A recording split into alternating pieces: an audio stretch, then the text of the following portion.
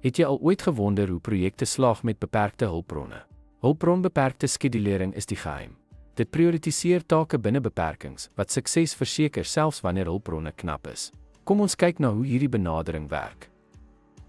Hulpbronbeperkte skedulering prioritiseer kritieke take. Dit pas tydlyne aan om by beskikbare hulpbronne te pas. Beperkte hulpbronne kan projekvertragings veroorsaak indien dit nie bestuur word nie. Dit behels dikwels die herskedulering van nie kritieke take. Hierdie metode help om oorbenutting van hulpbronne te vermy. Hulpbronbeperkte skedulering is algemeen in projekte met beperkte begroting. Ten slotte, hulpbronbeperkte skedulering help om projekte met vaste hulpbronne te optimaliseer. Dit verseker dat kritieke take voltooi word terwyl hulpbronbeperkings bestuur word. Dankie dat u by ons aangesluit het.